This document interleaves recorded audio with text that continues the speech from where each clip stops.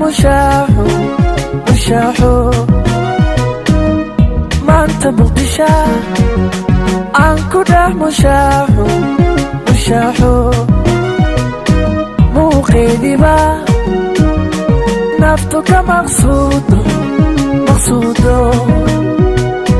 muuqeediba naftu ka maqsuudo oo maamulkeeda wacaniyo mas'uuliyiintu kacayba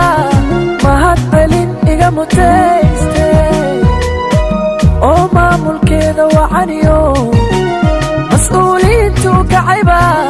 mahadcelin iga mutayste